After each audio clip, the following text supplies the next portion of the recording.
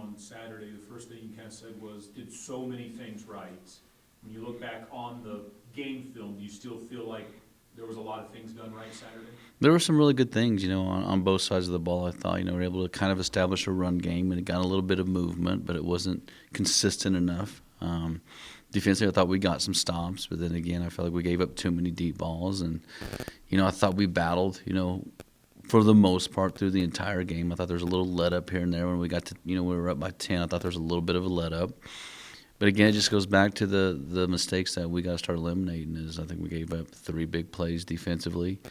Offensively, we had opportunities to score 2 big touchdowns really easy. That's 14 points. And then, we had, 3 interceptions. The one I don't mind is basically like a punt anyway, because it was 4th and I think 13 or something like that. We went for it and try to get Manny on a deep one to score a touchdown or even just get the first down. But, that's basically a punt. But the other 2, really cost us, and at least get maybe field goals or get some type of points on the board. But, there's glimpses of greatness, but there's, also those glimpses of, man, we're not very good right now. And we got to figure out how to find a way to get rid of the bad stuff. And that's just growing, maturing, taking some ownership, really looking at yourself in the mirror again, like I say every week, but, really making a change, and us being honest with the kids and being truthful with them with where we think they're at and the things that they need to improve on, and then them actually changing it. And, if they do those things that we're asking them to do instead of taking them as suggestions, they could be a really good football team. But right now it's just, guys are kind of doing their own things a little bit here and there, but if they change those things, we could be pretty good. Felt like you guys handled adversity a little bit better than you've done up to this point this season. Is that fair? Yeah, it is. But when you go up by 10, it's pretty easy. But then when they came back, you felt like you still felt that sense of panic instead of, okay, it's over. But our kids did fight back a little bit. There was a time in that game I was like, okay, when we were down, I think it was 5 points. Okay, all right, we have the ball right now. We're going to take this advantage of this opportunity, and we're going to go score points. But we end up throwing an interception, and then we get down again. But there was still hope. I just felt, at least I had a feeling on the sideline this week of, hey, these kids are battling, they're competing, they're going to get the job done this week. I felt like that all the way through the end, and which is a good feeling. And, hopefully they continue to make me feel like that, as a coach, but hopefully they keep battling. Because right now you're sitting here 1-6, and that's not a very good feeling. And it's, there's things that we know we have to work on, as a team and as a coaching staff. And, the whole thing together has to work. And but it's a real true sign of character and who we are right now. And, it's a pride issue right now. Like, how much pride do you truly have? And how do you want to go out? Because they see it just as well as we do. We eliminate those mistakes. We're a good football team. Your turnover margin is in the negative. How characteristic or uncharacteristic is that compared to in the past, and what can you do to try to solve that? Defensively, just trying to get some more turnovers. It's really on first down. If we can get them, 2nd and long, and then 3rd and long, you get more turnovers. Getting more pressure on the quarterback, and just being more physical. Really, and being in the right spots, getting your hands on receivers and those things, and disrupting things. Then offensively, it's just making better decisions. Especially with the interceptions and things like that. Those are decision-making things that are hurting us right now. And then as a ball carrier, you got to understand when people are coming to rip balls out now. Back in my day, we just tackled, and now it seems like more people are trying to rip the ball out and get turnovers, and being aware of that and covering up the ball when it comes time to run through a tackle. And it's very uncharacteristic of our team. I haven't seen this many turnovers since I've been here, and I haven't seen us not create as many as we usually do. So hopefully we can start changing those things these next 4 weeks and get in the right direction. But right now I just want to see our kids get better, whether it's holding onto the ball, not having turnovers, whether it's running, whatever it might be. I just want to see improvement from our kids, these next weeks to make our team better and make themselves better. Are there things, you said, look in the mirror, and you said even the coaches have to look in the mirror on this thing too. Are there things as a coaching staff maybe you guys look at not only this season but over the last couple of years that have led up to this? Is there any thought put into that? Yeah, it is. I mean, we look at everything that we did, whether it was the weight room, whether it was, the way we practiced, the plays that we're calling. I mean, we look at those things all the time and like, okay, what could we have done better? And, sometimes I've watched these last two games, especially hard. I mean, over and over and over, and look at the calls and the things that we're doing, and just sitting there going, these are really good calls, and these our coaches are putting our players in really good situations. We just got to start making the plays, and I think that's just somewhere where we're at right now. We got to need some of our guys just to go start making plays and play with a little more intensity, a little more emotion, playing more passionate. And that's something I think this team lacks right now, is just true passion to play this game of football, which, I mean, you got to love this game. And if you don't love it, you better not play it, because it's hard. There's a lot that goes into it, and it's time-consuming. And to be really, really good at it, you truly have to work at every aspect of it, the mental part of it, the physical part of it. And, just educating yourself to be a football player and understanding situations. And I just don't know if our kids are fully putting that full amount of time in. Because as a coach, every day I'm looking at myself like, what can I do better? What can I do better? And I'm studying constantly, taking my walks in the morning like I always do for an hour, just trying to figure out what I can do better and what my staff can do better as well. And, sometimes just, we got to get our kids to play harder. And how do we do that right now? We got to get our kids to play smarter. How do we do that right now? And so it's just, maybe we need to simplify some of the things that we're doing and just let them play football. But too simple is pretty easy for the other team to pick up on, and then they stop everything. So you got to do enough to keep them off balance. And I think our kids just need to put a little bit more time into it. You mentioned running the ball a little bit better. It seems like Adrian Soto's running better. Is it just a matter of being healthy, or is there any change in his game? It seems like he's playing some of his better football right now. I think he feels better. I think Adrian truly does right now feel better than what he did at the beginning of the year. We found a few little things here and there, but we did some things to help him out with treatments and things like that. I still feel like there's times that he could probably run a little bit more physical, but, when you have that injury for that amount of time, you kind of lose. There's just that sense of, unsureness, and he just needs to be sure of himself that he can run through some of those tackles, and he can be a little bit more physical through tackles and things like that. But he's still a tremendous football player, and he's doing the best that he can, I think, right now for us. But I still think there's a little bit more down in there that we could get out of him, because he's a weapon, and he's full go and running 100%, and he's fast, and he's a weapon, and he can make plays out of the backfield, catching the ball and things like that. So he just needs to build confidence and believe in himself and know that he's going to be all right. Chance didn't get the start, with that injury last week. His chances of seeing the field this week, and also your evaluation of Jack and Ethan and how they did last Saturday. Chance still probably at least another week away, I would think, from being able to step on the field. But you never know with him. He might come back this week and say, "Let's go, I'm ready." But we're going to make sure as a staff and a training staff and doctors that he's where he needs to be able to step on the field. I thought Jack and Ethan did a really good job. Not great, but I mean, I thought Ethan did better this week. When he stepped into the role as quarterback. Brought a little bit more energy. I mean, his running attack and be able to run through people and break tackles, and a couple passes that he made were pretty good. The only knock I had on Jack is really the interceptions that he had. The one I'm not too concerned with, because it's just like a punt, but the other two were really poor decisions that hurt us and put us in bad situations. And so their evaluation is going to go again through this week. We're going to try to find ways to get both of them in the game as well, and whoever's playing best in the first half, we'll make a decision in the second half who we're going to go with. But it's always a competition at that position, so we're going to let those guys compete this week and see who wants it. Yeah, I was going to ask you about that, how you decide on the starter, like with Chance out. It's been Jack, and Ethan did have some good moments last Saturday.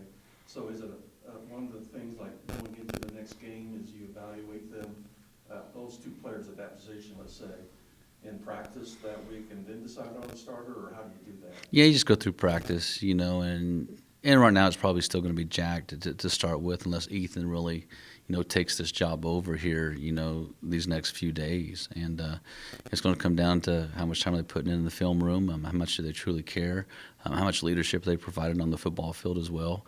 Are they making the right reads? Are they making the throws?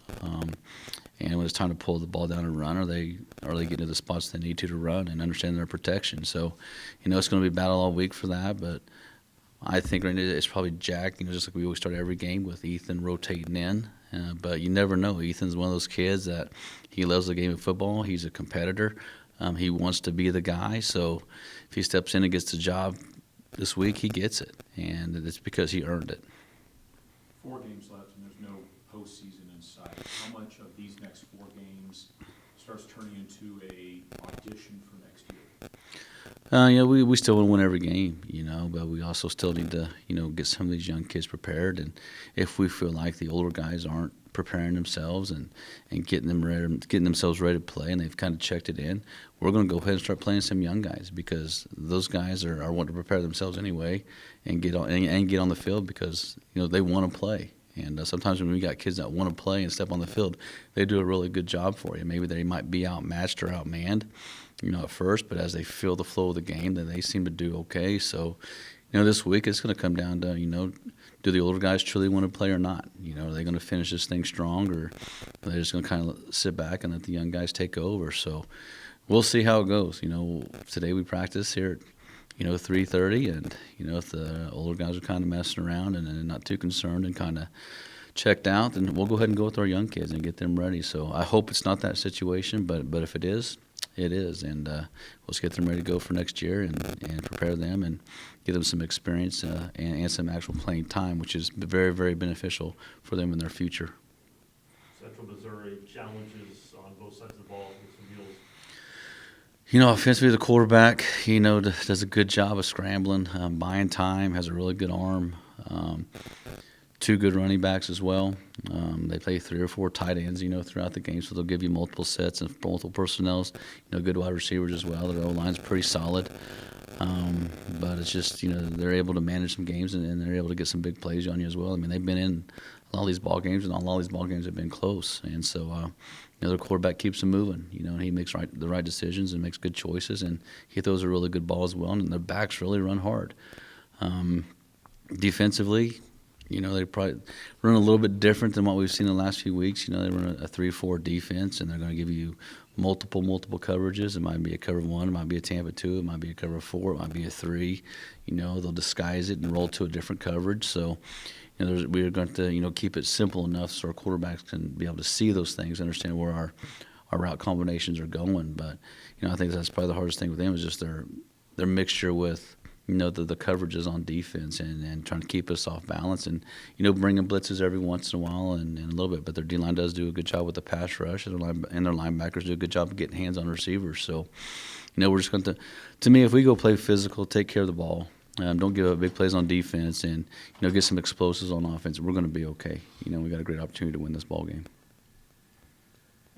Central Missouri is coming off a win, and, kind of like your program, you both have experienced some tough times this season, but historically good programs. Is this like a testament how tough the MIAA is, that stuff like this happens to teams that normally have good programs? Yeah, I think so. I mean, the conference is so tough. And I mean, week in and week out. When you start the year off with Northwest right away, 2 years in a row, and then Mo West, which are 2 very high caliber teams, it's tough. But I think most teams through a conference are pretty high caliber. When you talk about Northwest, Mo West, Pitt, Washburn, Emporia. All these UCO. It's just on down the line. So, if you're not prepared or you're not ready and you didn't mentally prepare for each game, you got an opportunity to get beat. So, hopefully our guys do the right thing this week and prepare themselves and get them ready. But it is a tough conference, and it's always going to be a tough conference. It's just, we just got to find ways to get our kids better. And I think sometimes when you look back, 17, 18, we had really, really good seasons. 19 wasn't too bad. And then we had COVID, but I just feel like some of these kids didn't go through the hard times that it took for those 17, 18 teams to get to that point.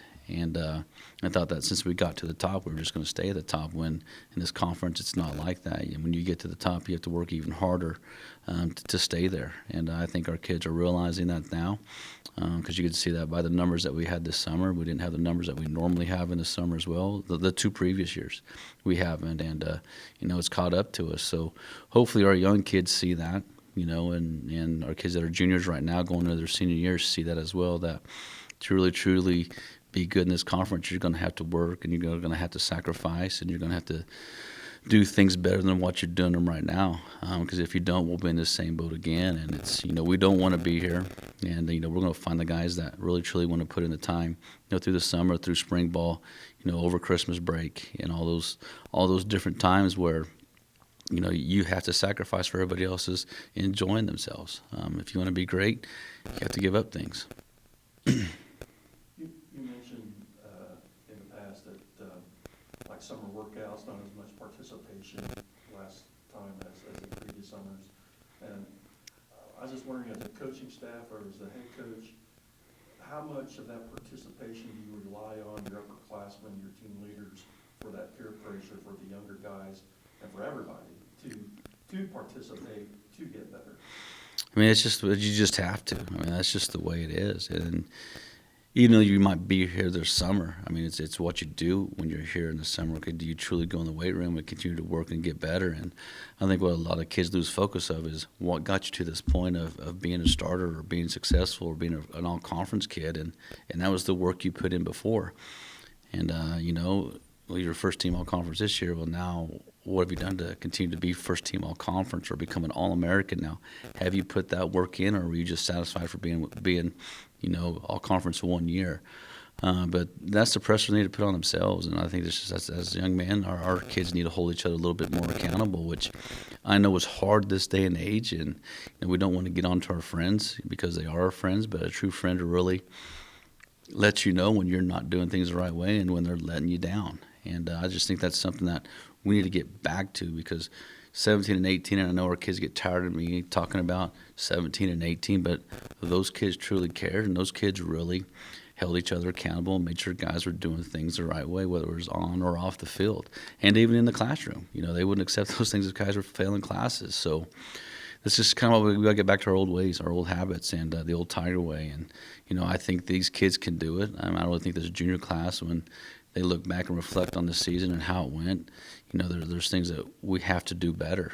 And I don't think they want to feel these like we're feeling right now at 1-6. It doesn't feel very good. And I think our young kids see it too. It should energize our team to want to make sure that we're here in the summer, because when you're here and you're actually doing the work, you get stronger. Sometimes those kids are here, but they go to the weight room and don't put the work in, and they don't change. Their body should change if they're doing the things they're supposed to do. When they do 7-on-7, they should get a good feel of how things are going to work, and with the timing of the quarterback, or maybe I was a first-team all-time wide receiver, and I go to a 7-on-7, but I don't participate because I want the young guys to get some reps. But it's the older guys showing the younger guys how it's done. And right now I just don't know if we're getting that. Any updates on some of the guys injured, chance to get back this week at all? Miles and should be back this week. Perez should be back this week. That's probably it. Hopefully, we get a few more back, but we'll just kind of see how things go. Bucky's going to practice a little bit this week. Hunter's going to kind of try to do some Hunter Brown's going to try to do some movement stuff this week as well.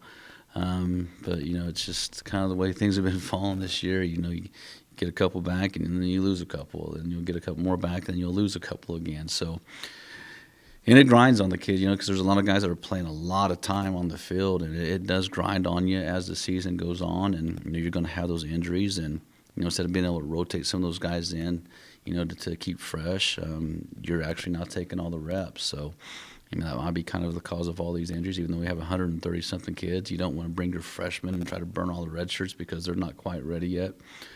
So you roll with the kids that you got, because everybody wants an opportunity.